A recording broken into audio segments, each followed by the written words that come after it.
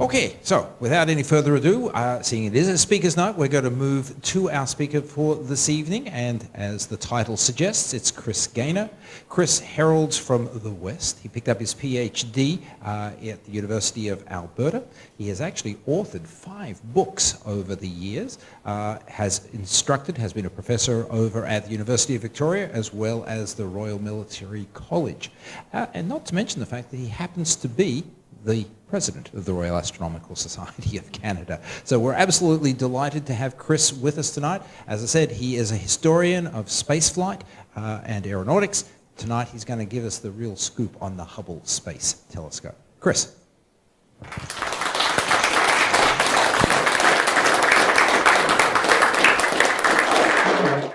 Thanks very much. I'm going to just say a couple of things with my president's hat on. It's really exciting for me to be here because this is the first time I've ever been to a Toronto Centre meeting with all the years I've been in the RASC, and I realized that it was here in Toronto that it all started 150 years ago. And I did live in Toronto briefly, and I've been to a couple of Toronto Centre activities, but never a meeting. But I was here for a board meeting which took place last weekend, and we're working on a lot of issues to try and bring the RASC into up to date. We're talking about freshening up the committees and talking about our publications and things like that. So I was glad to see that our meeting coincided with this meeting, and I was able to speak to you. So, you know, if you want to talk about any national issues, don't hesitate to call me after the meeting. But I'm going to, tonight I'm going to be talking about the Hubble Space Telescope. And the reason why I know anything about it, beyond what a lot of you would know, is because a few years ago, the Hubble project decided that they needed a history of Hubble operations. And I've become a historian of technology, especially space technology. And so I bid for that contract, and so I've spent the last 3 or 4 years working on a history of Hubble operations. Now, there is actually quite an excellent book written about how Hubble was built. It's called The Space Telescope by Robert W. Smith, who's a good friend and kind of academic mentor of mine. And so my book picks up where Robert's book leaves off. Now, when I talk about the book, I'm afraid don't have one in stores yet. But it's still probably a couple of years from being published. But when it is published, I'm sure there'll be a fair bit of publicity about it, and hopefully I'll be able to come to Toronto and help vlog it. So anyway, so I'm going to just start in on this talk. I'll just get my position here, and so the Hubble Space Telescope is named after this fellow, Edwin P. Hubble, who made one of the most important astronomical breakthroughs, I think, and just a little under 100 years ago. And actually the Hubble telescope is kind of building on Edwin Hubble's work. So what he discovered was basically that the universe is much bigger than our galaxy. 100 years ago, astronomers were arguing about whether the universe extended beyond our galaxy, the Milky Way. And a lot of a number of astronomers thought it was bigger than that, but Hubble found the proof.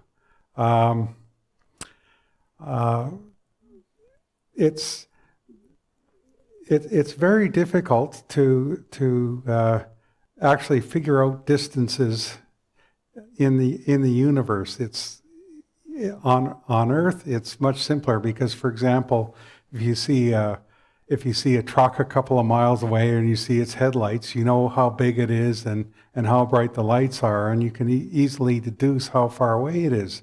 But when you look up at stars or other objects in the universe, you don't know how big they are and you don't know how bright they are really, and so it's difficult to say how far away they are, and so the search has been on for, I guess, what you would call standard candles, stars with certain properties, and deduce and knowing that a certain star is a certain brightness, and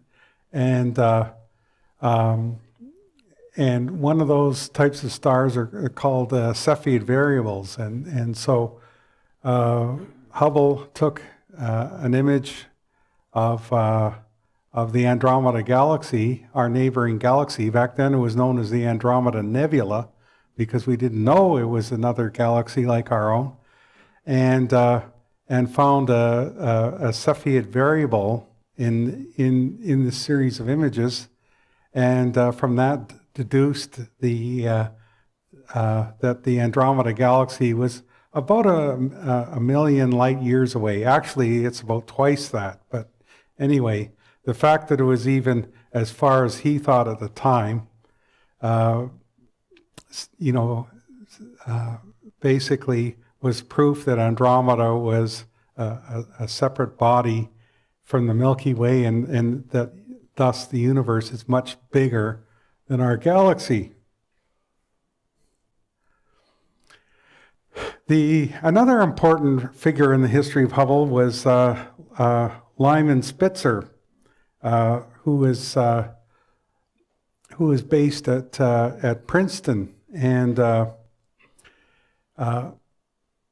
now when people, and again roughly 100 years ago, started talking seriously about space travel, the people did have the idea, well, let's put a telescope in space, but in 1946, Spitzer wrote kind of the first serious, detailed proposal for a telescope to make observations outside the Earth's atmosphere.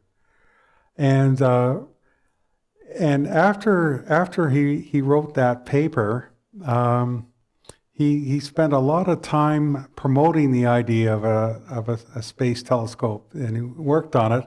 And of course, he lived to see the Hubble Space Telescope actually fly, and he got to use it even after it was fixed. And another space telescope has been named in his honor, but he's the fellow who gets a lot of credit for Hubble. So the space telescope. I think most people in this audience know why we need a space telescope. We all know about the atmospheric turbulence and all the problems it creates for us, but of course, the optical wavelengths that we can see are very limited, and so with space telescopes such as Hubble and other ones like the Chandra X-ray telescope here, and I think that's Spitzer, right? And Compton and other telescopes, you can see a lot more of the spectrum, which gives you a lot more information about the makeup of the stars and their motion and various other things. So that's that's why we want a telescope like Hubble. And just as I was alluding to in the previous slide, we have a whole set of what we call great observatories. And Hubble was the first one, which was launched in 1990. Chandra, which observes in X-ray wavelengths, was launched in 1999, and it's still going. The Compton Gamma Ray Observatory is no longer operational, and the infrared, that's the Spitzer Space Telescope. It's still kind of going, but its operations are quite limited because it requires coolant, and I think it's out of them, and so it's near the end of the line. But this set of observatories have really broadened our nature or our knowledge of the universe. Now, these were not the first telescopes put into orbit. The first ones started going up in the 1960s, the orbiting astronomical observatories and the high energy observatories and things like that. But these are much bigger than the previous ones. So this is a schematic of Hubble, and it's a Ritchie-Chrétien reflector telescope. So it's got a big mirror. I think it's 94 inches across, and it's the main mirror is around here. The light comes down here into the mirror, and then onto the secondary mirror, and then down into the instruments, which are here. We have at any given time we have 4 instruments down here, which are roughly the size of phone booths. Hubble is about as big as a school bus, and then there's sort of the fine guidance sensors here, and plus there's 3 of them, and they're kind of like baby grand pianos, their shape. And then there's a 4th one, but it's not a fine guidance sensor. It's a camera generally. And you can see, and there, of course, there's control systems down here, and the solar arrays and communication systems. Now, Hubble doesn't use thrusters to point itself. It uses gyroscopes to determine which way it's pointing, and then it uses momentum wheels to change direction. And that system has to do a lot of work because it orbits the Earth about 16 or 17 times a day, and it's been doing that for 28 years now. So it's a lot of movement, and it has very fine tolerances to do its observations. And in a given orbit, it's changing from bright light to darkness, and of course, often your target is eclipsed by the Earth, and so keeping this thing pointed is quite a major task.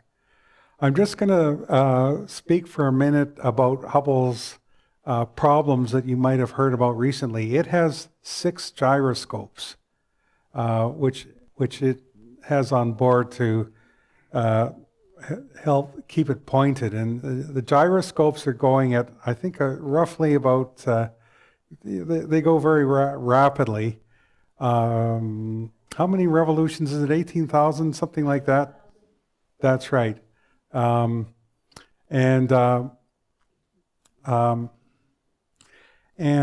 there's kind of a moving part that's inside of the fluid in which the gyroscope revolves, and then there's wires that go to that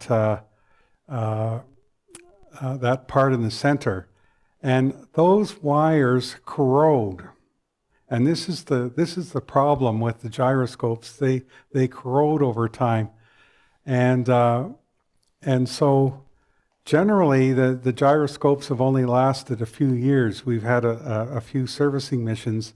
They put in a whole new set of gyroscopes in the last servicing mission now, and three of them were actually kind of improved from previous sets so that they wouldn't corrode so quickly.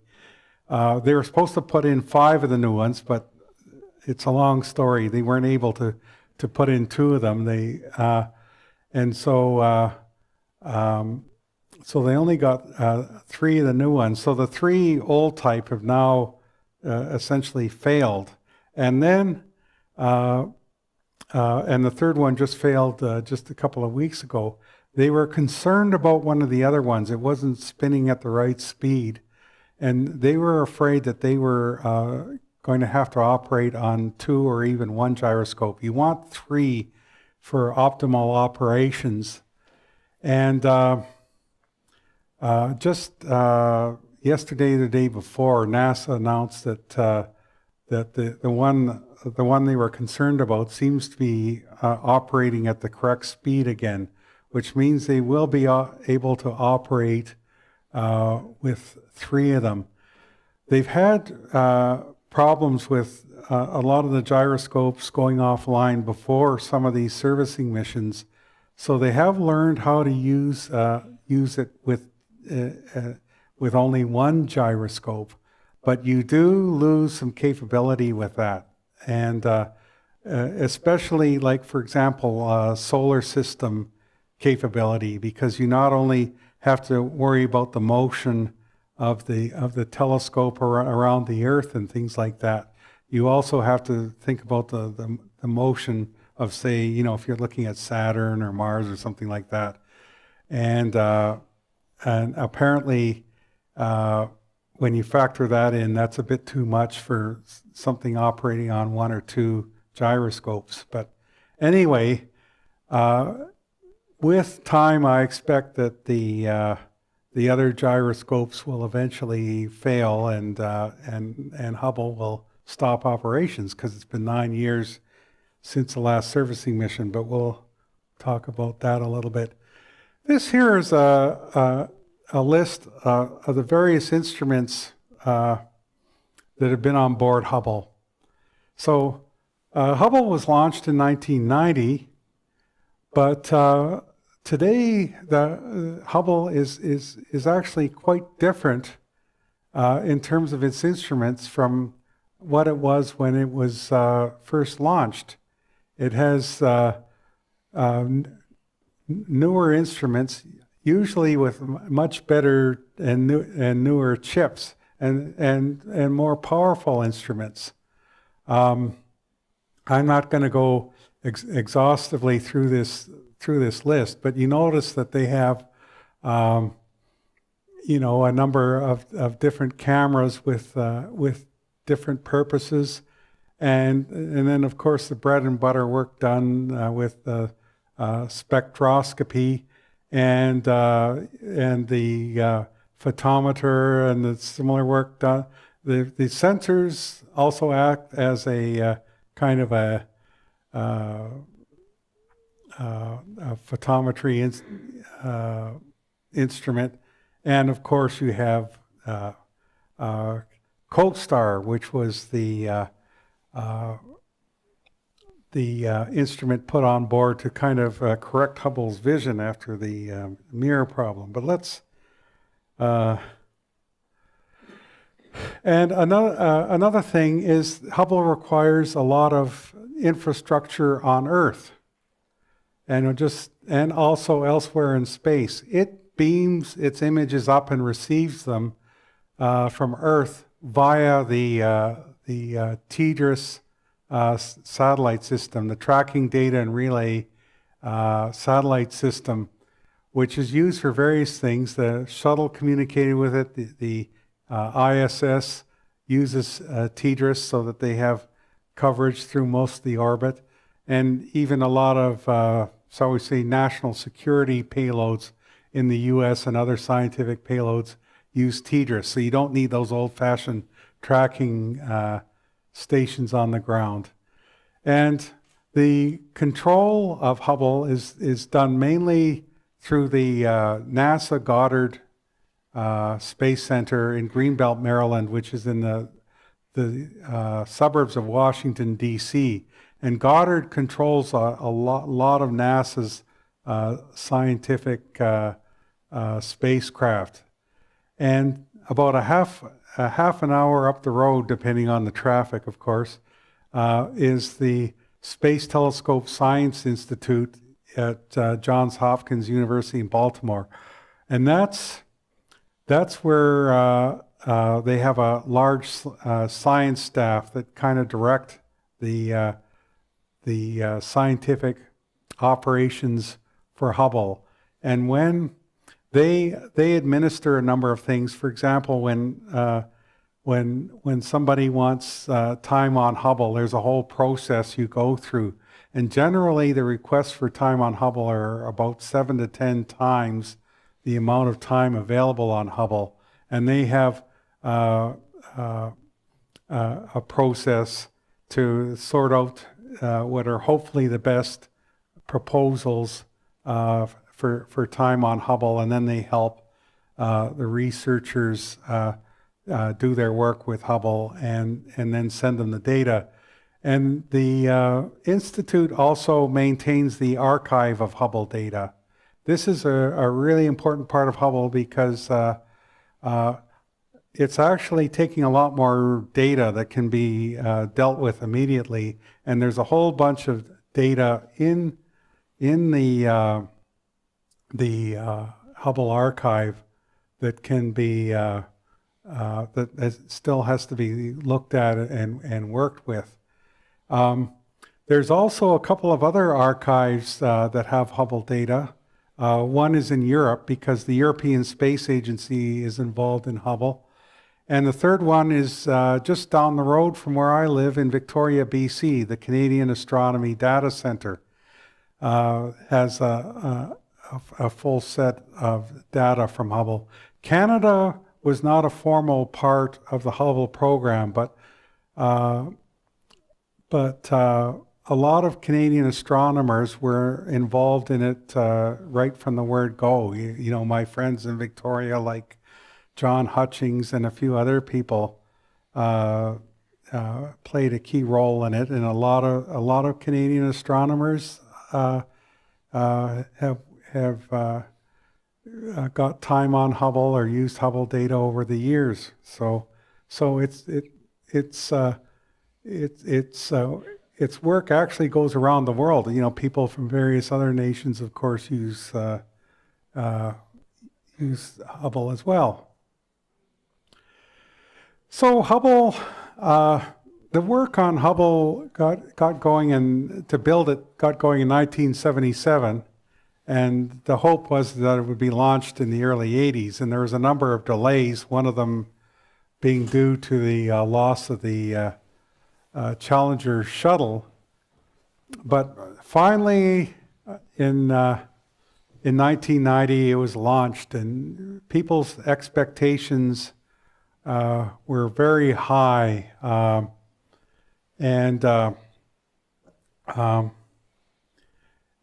but people were in for a bit of a surprise when they started to work with the telescope. They discovered that there was problems with all the images, and the mirror, it turned out, and it took people a while, and I go into this in some detail in the book, to actually accept what had happened. The mirror had been ground to the wrong shape, and it was just out by, you know, like a fraction of a, you know, the width of a length of hair, and but still it was wrong, and you had what we call spherical aberration. And this was incredibly embarrassing. NASA was also suffering some other problems at the time.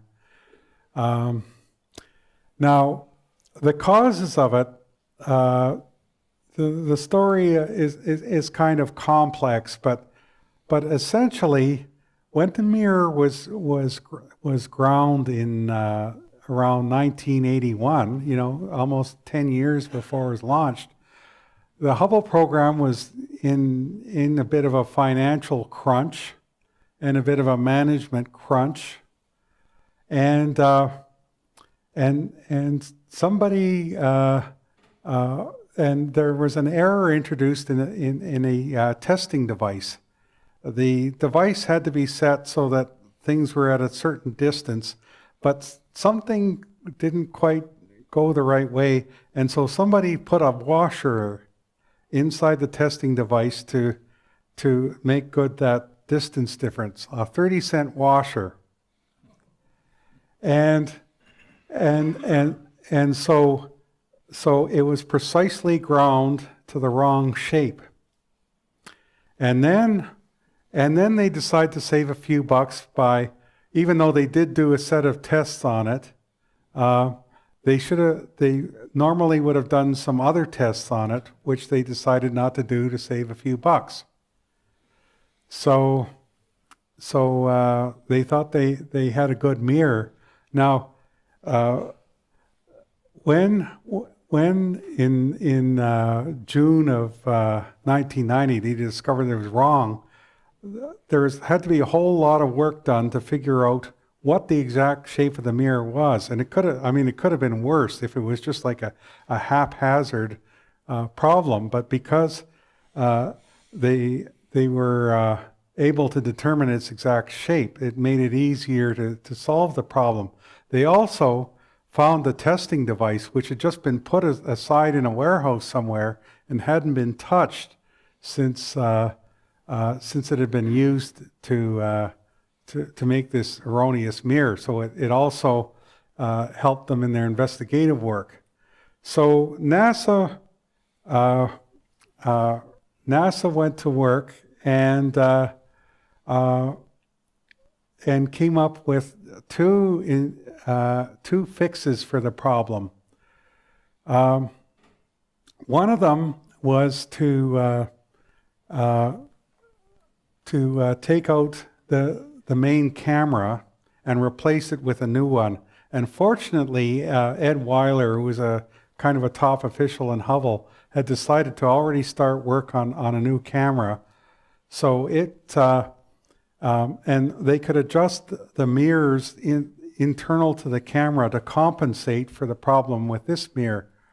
But and that fixed that camera. But then you had the other instruments, and a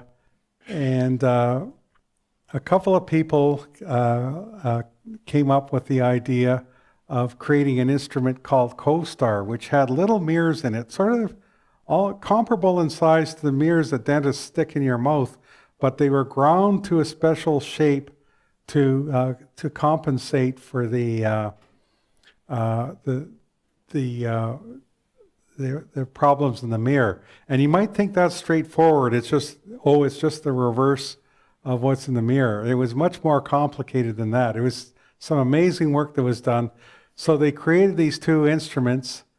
They also had some other problems with Hubble. The original solar panels shook quite a bit when Hubble moved between the dark side and the light side of its orbit.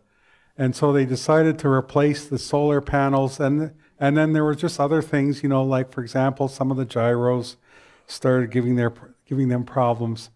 So in the fall of 1993, actually early in December of 1993, a shuttle servicing mission was set up, STS-61.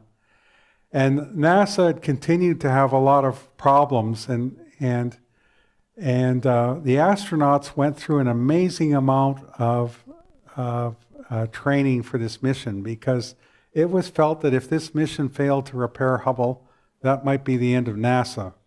It was kind of that serious. but that mission went ahead, and it was a 100% success, just because of a lot of hard work by a lot of people. And actually, it's interesting today. You know, in the early 90s, Hubble was kind of a byword for failure. And I don't know if anybody remembers seeing Naked Gun 2, but there's this you know, it's a Leslie Nielsen thing, and there was a scene in there where I think it's Frank Drebs, or the detective he played, is depressed because he's lost his girlfriend, and he goes into the losers bar and sits down, and the walls are lined with pictures of the Hindenburg blowing up, and the Challenger, and various things like that, and then there's the Hubble telescope. This was a terrible time to be working there, and then this mission worked out, and about a month after the mission, they were able to put this out and some other pictures.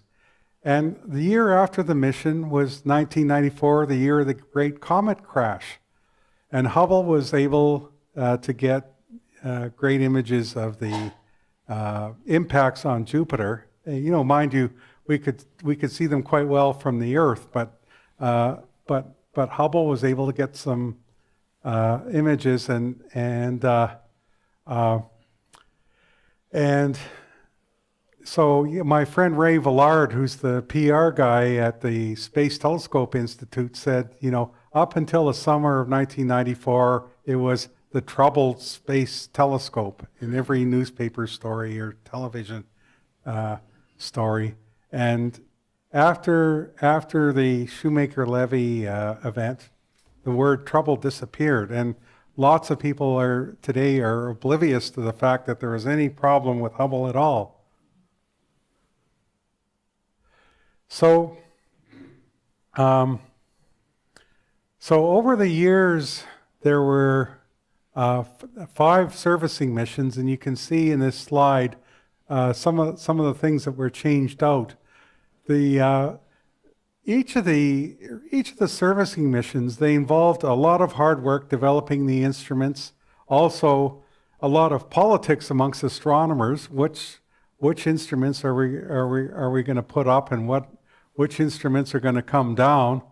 But a lot of work by astronauts and controllers to prepare for these missions, and so you can see them here, and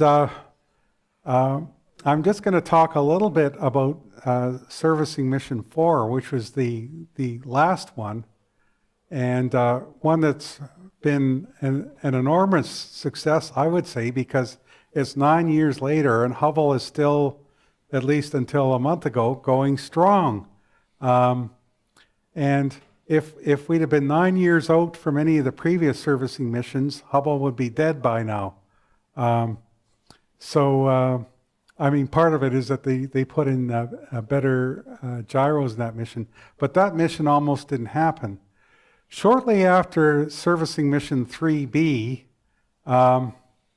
the Columbia accident happened, and that caused NASA to review the shuttle program and decide to bring it to an end, which they did in 2011. And the shuttle, after that accident, was basically dedicated to the space station program, just taking people to and from and taking pieces up to the space station. One reason for that was because if something went wrong, like what happened on the Columbia, the astronauts had kind of a safe harbor on board the space station. But when they went to Hubble, which is in quite a different orbit from the space station, there's no safe harbor. If you lose your tiles on a Hubble mission, it's going to be a bad day. And so the administrator of NASA, a year after that accident, Sean O'Keefe decided there would be no further servicing mission, which meant that Hubble, was basically had a very limited time span ahead of it. But there was a lot of lobbying going on and a lot of work. And after O'Keefe stepped down for other reasons, the new administrator, Mike Griffin, restored that mission. But there were safety measures taken. For example, during the servicing mission 4, there was another shuttle on the pad ready to come up to effect a rescue if possible. While they were thinking about canceling that mission, there was also some thought given to a robotic rescue mission, which would have used the Dexter robot that was, of course, being built up here in Brampton by MDA. They did give that serious thought, but in the end they decided against it and they launched servicing mission 4. So Hubble its history is inextricable from the history of the Hubble or of the Shuttle program, because it was in a low orbit where it could be serviced, and it was serviced regularly by the Shuttle, which has given it its long lifespan. So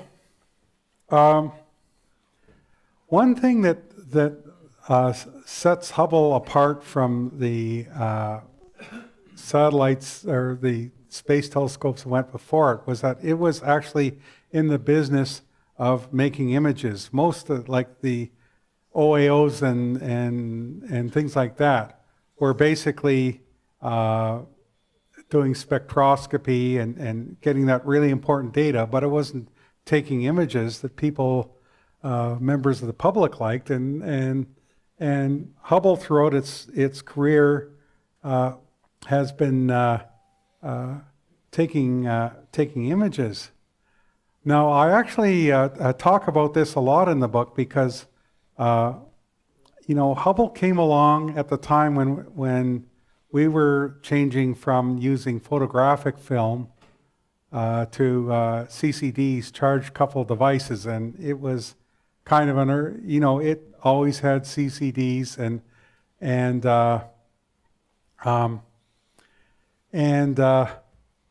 when the images were processed, they have had a lot of influence on how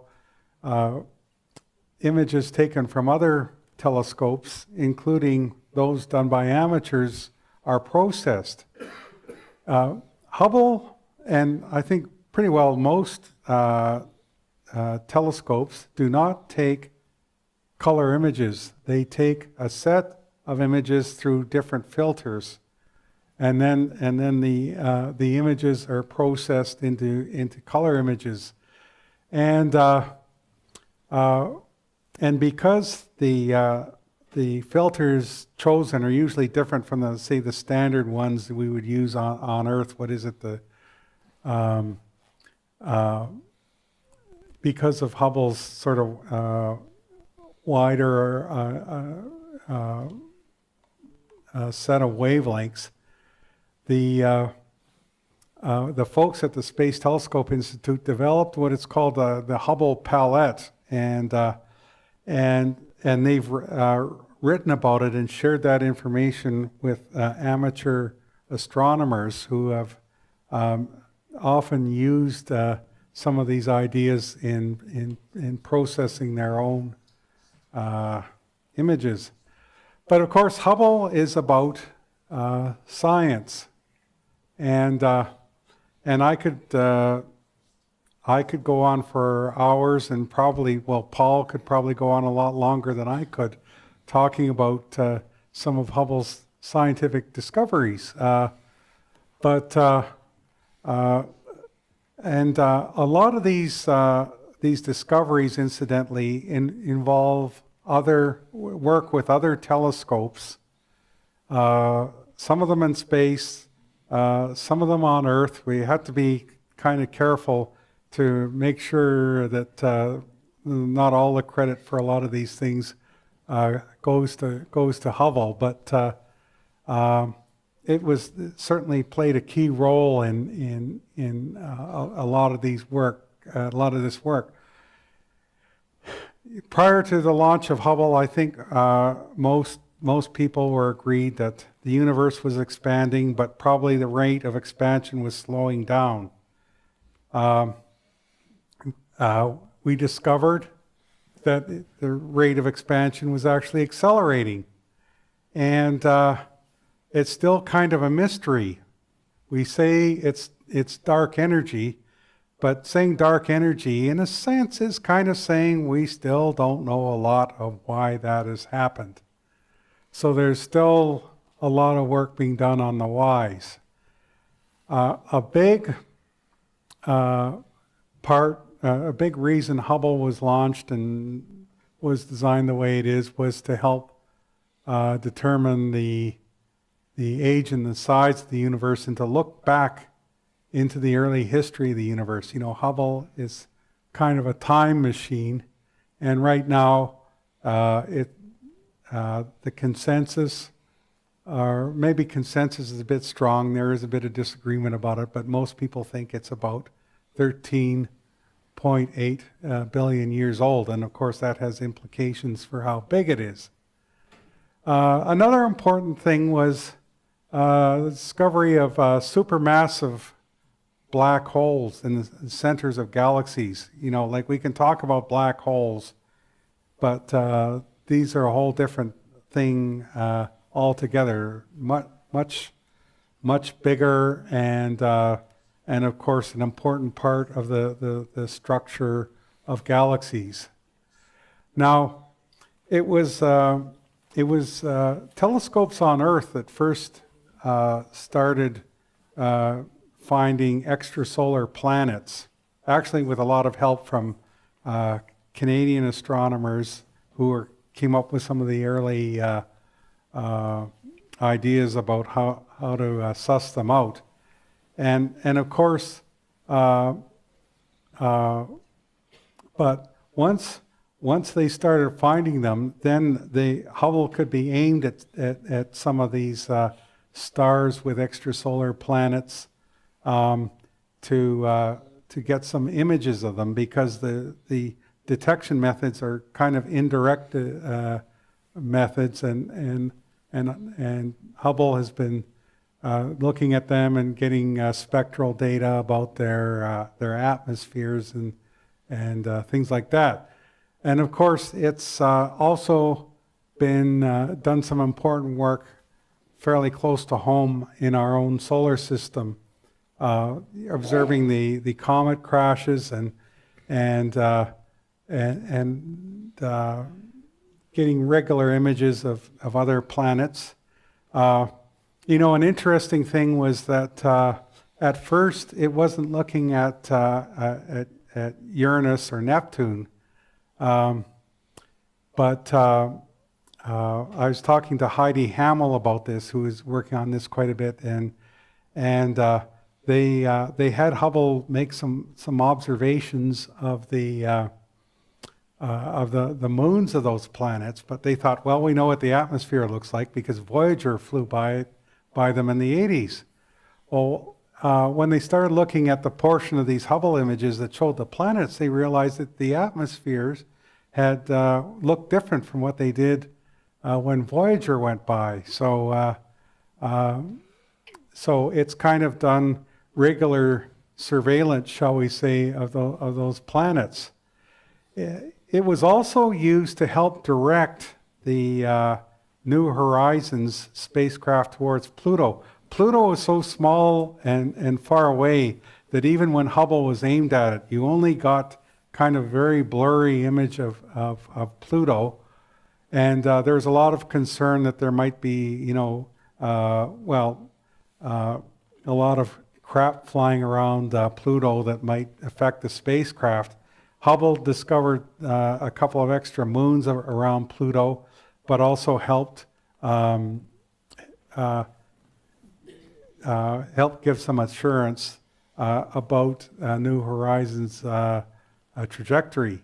And, you know, in New Year's, New Horizons is going to be looking at a Kuiper Belt object, and Hubble was brought in to help find that object because they were having trouble finding something for New Horizons to go through other means. So anyway, that's just kind of a quick look at that. So I'm not. I did talk about this a little earlier when I was talking about the work of Edwin Hubble, but you know, you have all these methods to determine the size of the universe or distances of galaxies, the Cepheid variables I mentioned, and then certain types of supernovae, which are known to have certain brightnesses and sizes. And this is what was used for to measure the acceleration of the expansion of the universe.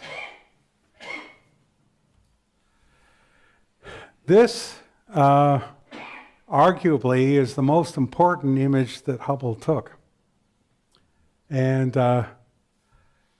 what this is that this is a portion of space, very small, in Ursa Major, near the Big Dipper, that was thought to be empty.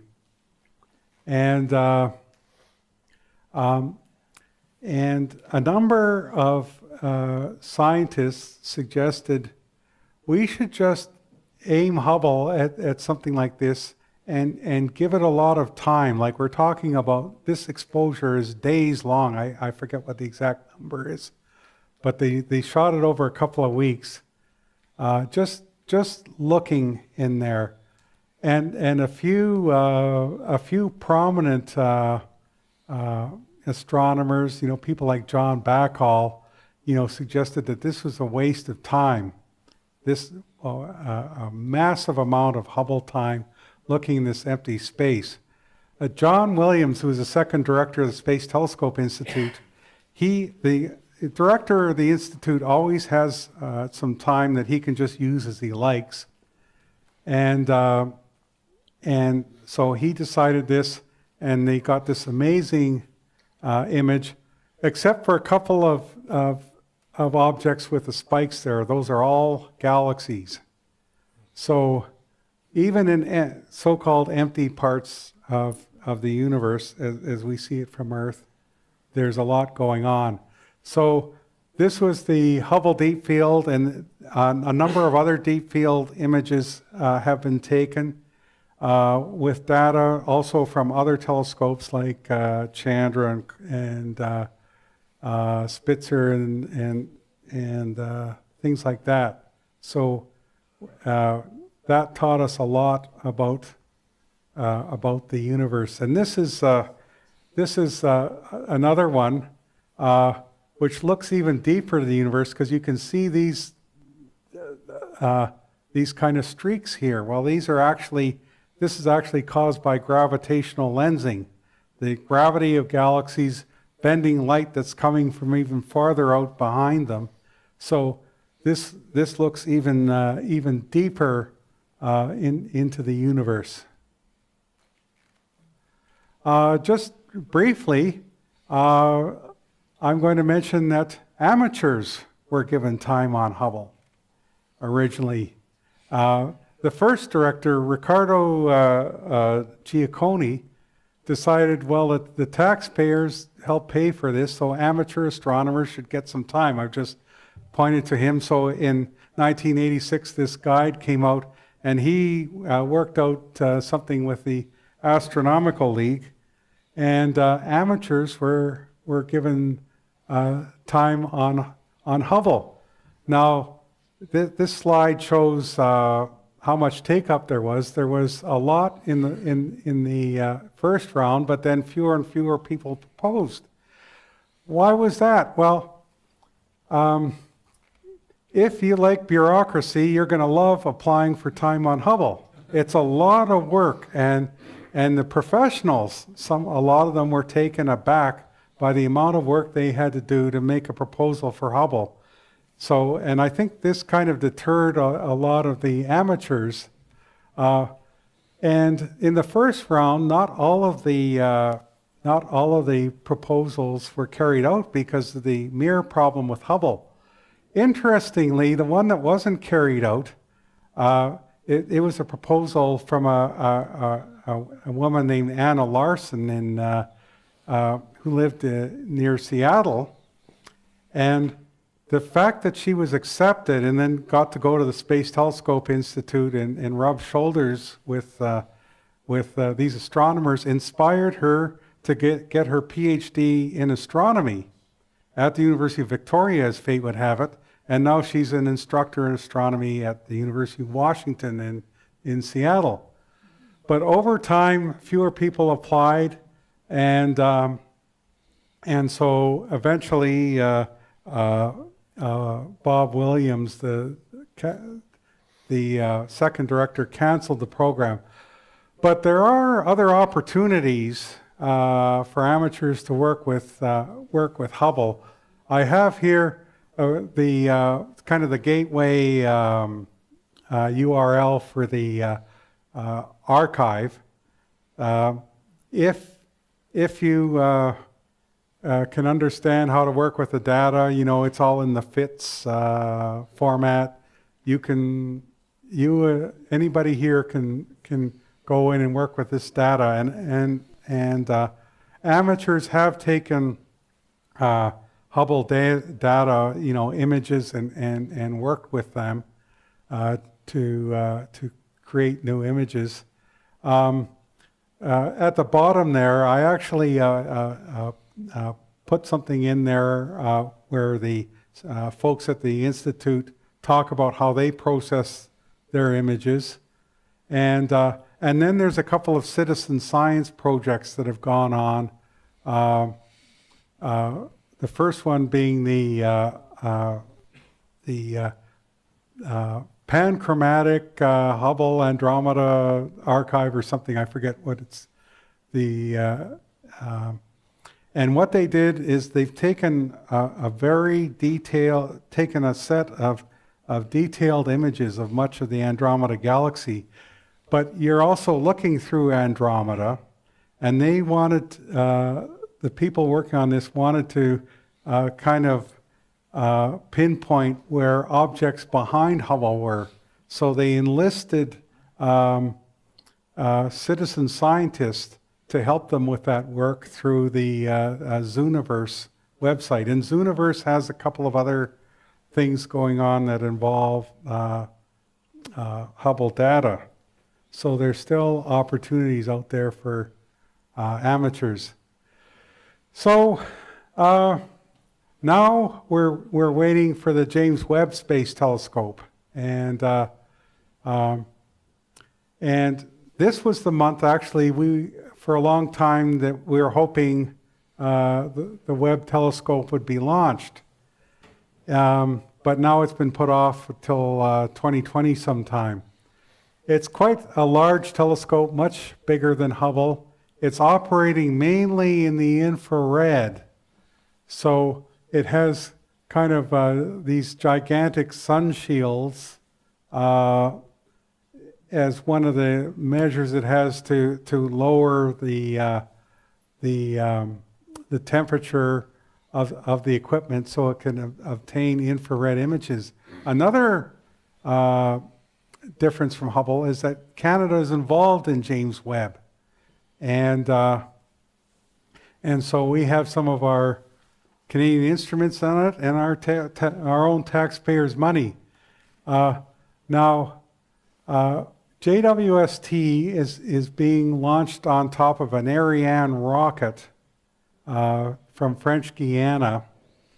And it's not going to be 500 kilometers above the Earth like Hubble. It's going to be roughly 1.5 million kilometers away, about 4 times the distance of the moon. So it has to work, and it has to unfold like a great big piece of origami. It's going to take some time to get to its proper location and then deploy, and it's going to be a nervous time. But it is going to be able to look back, further back into the history of the universe than Hubble or anything else has been able to do. So you can see kind of the evolution of that. And so James Webb is going to be kind of different because it is operating in the infrared. It won't have those kind of optical pictures that we've become used to from Hubble. The hope is that they get 2 years of joint operation with Hubble and JWST, that they can look at the same objects at different wavelengths. You know, I guess there's still a lot of hope that that will happen, but we can't have many more months like this one for Hubble or any further significant delays for JWST.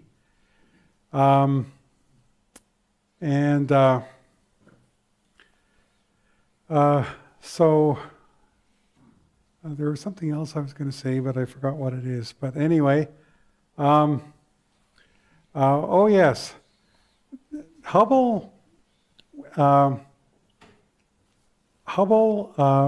makes a lot of observations in the ultraviolet, and when Hubble stops working, we're going to lose our capability of observing in the ultraviolet, and there's a lot of astronomers who do that, and I know there's proposals around to remedy that problem, but right now a lot of observations for Hubble are being done in the ultraviolet to kind of create a store of data for those astronomers to work with, and a lot of proposals for Hubble observations are being looked at with an eye for how they might benefit people working with JWST. JWST will not operate for the long period that Hubble has, because it can't be serviced, and has is using coolants which are unlimited supply and things like that. But I wanted to show this slide. This came out a couple of years ago.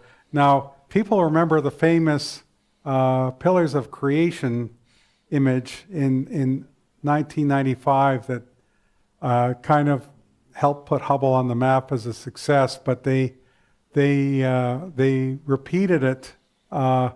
They had a better camera after the last servicing mission, so they took that image again, and as you know, this is kind of in the center of the Eagle Nebula, and then they did it the same thing in infrared wavelengths too.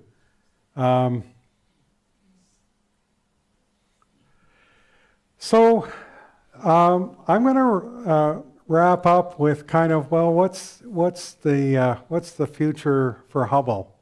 We're seeing the gyros start to fail, and one day Hubble is going to cease operations, and its orbit is falling.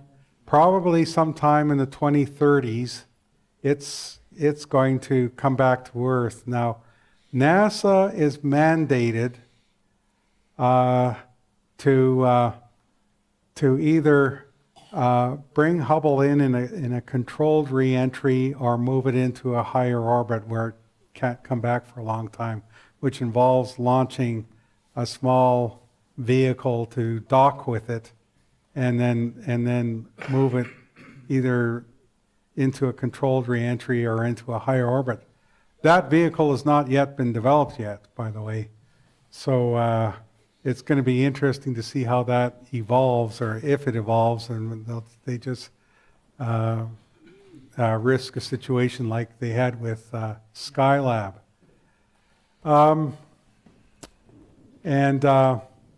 but that's still a few years away. The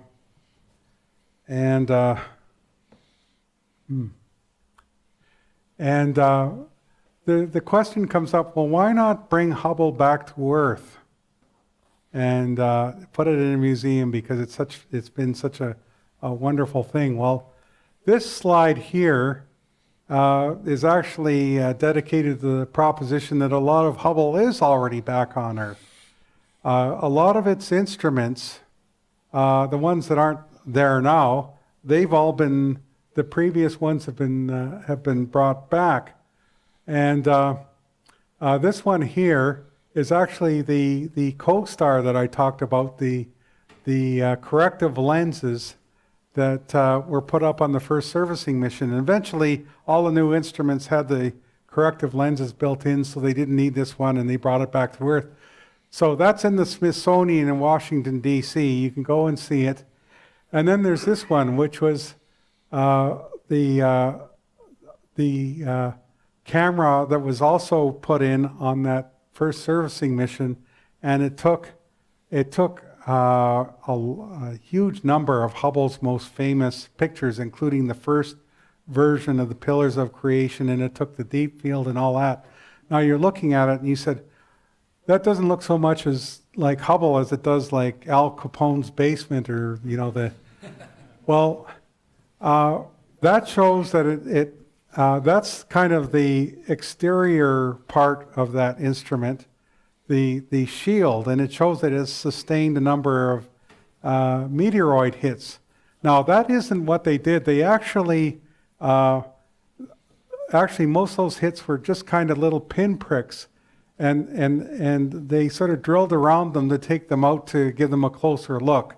So that isn't what it looked like when they brought it back, but that gives you an idea of how many hits it got up in orbit. Now some of that would be micrometeoroids, as I mentioned. A lot of it would be orbital debris. But anyway, a lot of Hubble is already back on Earth. You can see the test article for Hubble, which has been kind of done up like Hubble. It's also in that museum. You can see the backup mirror that they created for Hubble, which actually was ground to the correct shape, unlike the first mirror. And I think they have. There was a European instrument which is now on show in Germany somewhere. So a lot of Hubble is already back on Earth. So that's the end of the talk, and I guess if there's time for questions, I'll be happy to take them.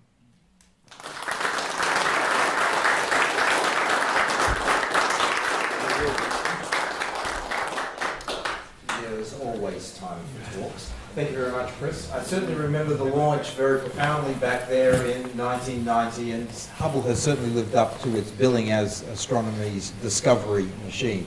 28 years and counting, and let's hope that it does survive the next 2 or 3 or 4 years until JWST gets around to being launched. Okay, so time for questions, and I'll hand the microphone off to our trusty runners.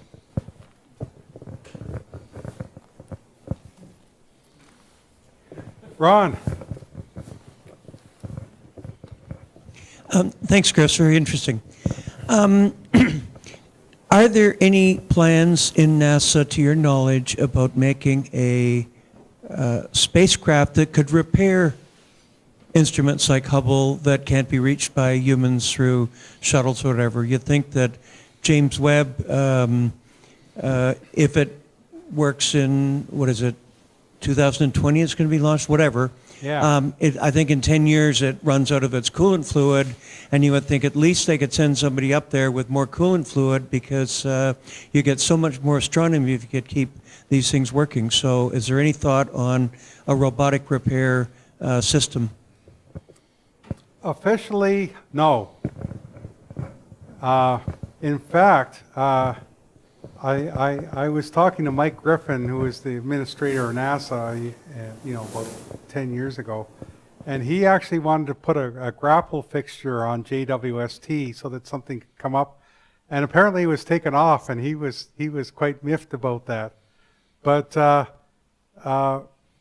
You know, there are these people, the story of how they put this servicing mission together, you know, I mean, I've done it absolutely no justice in this talk, and you know, I probably have to just dedicate a talk to that aspect of it, because there are these people at the Goddard Space Flight Center, with help from the folks at the, you know, the Johnson Space Center in Houston, who worked on the methods of repairing Hubble. Like a lot of the repairs on Hubble, you know, there were a lot of them that were planned and designed, you know, changing out the instruments. That was all planned. But a lot of repairs were made on stuff that wasn't supposed to be serviced. You know, they changed out the computers and the data recorders and various other things. The power system they changed out. They weren't designed to be changed out. And there's a group of people at Goddard. They're headed by a guy named Frank Ceppolina, who is an amazing guy. He's actually in his 80s now and is officially retired, but I know that he still comes into work a lot. And they have an operation at Goddard called the Satellite Servicing Office, and which is working on stuff like that. And a lot of their work is classified, because sometimes people want to visit satellites for a variety of purposes. And and I am sure that somebody has been thinking about, well, what happens if JWST has a problem? How much they've actually done to act on that, I don't know. I'm not privy to that. But NASA is developing a spacecraft called Orion, you know, which is capable of flying to the vicinity of the moon or even beyond. In the Obama years, they're talking about sending Orion out to an asteroid, which I thought was a really neat mission, but most people didn't like it that much because they thought it would distract from going to Mars or something like that. So anyway, probably not, but I wouldn't say never on that. But did you? Well, was that kind of the same question? I was thinking more like the dollar. Yeah, and then I'll Mine was similar. I was thinking, would someone like SpaceX or Blue Origin think about taking on the contract for keeping Hubble alive? I mean, sell it to them for $1 or something and keep it going with their own systems. I haven't heard anything like that. You know, I mean, you know, Hubble, even its newer instruments, is kind of aged now, and you know, it's you know, I think it would be nice to see kind of a successor to Hubble. There's JWST, and then there's also a telescope called W-FIRST, which is being developed, which has a much wider field of view than Hubble does, and the Trump administration wanted to axe W-FIRST, but that was reversed by Congress, so I hope that goes ahead. There's lots of ideas being advanced for new space telescopes, and it's probably best to focus on them. Even, you know, Canadian astronomers are talking about a telescope called Castor, and which would also be kind of a wide field, but mainly, I think, ultraviolet telescope. So as long as kind of the fund support for these missions can be found or maintained anyway, there'll be some other things. So, and up near the top there, you had a question for me.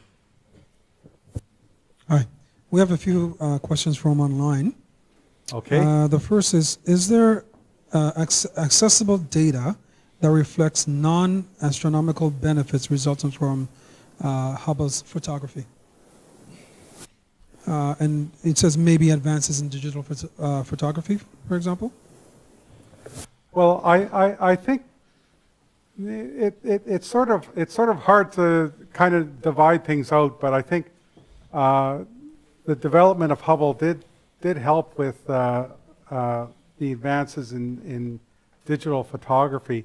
And I know that there's been some work done with analytical tools from Hubble for things like, for example, mammography, diagnosis of breast cancer and things like that. So there has been some other work like that done, because NASA is always trying to encourage these spin-offs, as they call them. The next question is the news as of late about the gyroscope problem was a little bit disconcerting, but of course there are backups, and it seems that the operations will continue for some time. But is there a reasonable best guess timeline for how long Hubble can be kept running, and what's your sense of the lifespan? Well, I think it's probably good for another 3 or 4 years, but we, in terms of the operation of the gyros, we are already way out there in kind of unknown territory. These things have lasted a lot longer than the previous sets of gyros, and they have more experience with them, so they're a bit better at nursing them along. So it's probably not wise to say anything beyond what I just said. And another question is, would you like to compare the Hubble optical system to some of the satellites that have been sent up to look down at the Earth? Well, that's a really interesting question, because Hubble is basically a kissing cousin of the first generation of kind of digital data reconnaissance satellites that were sent up. For a long time, the first reconnaissance satellites used film, and then the film was thrown into literally what was called a bucket, and then dropped back into the Earth and picked up. And so Hubble was built by Lockheed Aerospace, and it was just down the hall from where they were building reconnaissance satellites, the KH-11 Cannon they are called. Now, but I've sort of had to tread carefully in talking about this because while the previous information on the previous satellites has now been declassified, these have not. Cannon and its successors are still classified, but there's a feeling that it's similar to them, but I think it is different in a number of ways. And just one comment: one of the things that contributed to the mirror problem was because there was so much classified work going on in close proximity to Hubble. The Defense Department didn't want that many inspectors running around the plant, which kind of discouraged maybe taking a second look at the mirror. Okay.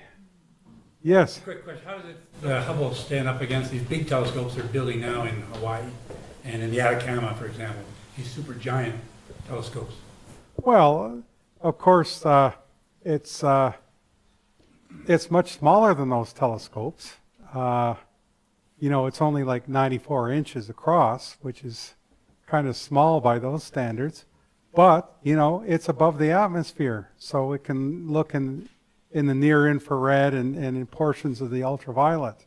So, and there's also the question of adaptive optics, which allows telescopes on Earth to deal with the turbulence in the atmosphere. Well, they still can't deal with the restriction on the wavelengths that you can see from the Earth. So it's... So in the visible, it's essentially the better telescope in the visible spectrum. Yes, but those telescopes, because of their size, are going to be able to do some things that Hubble can't.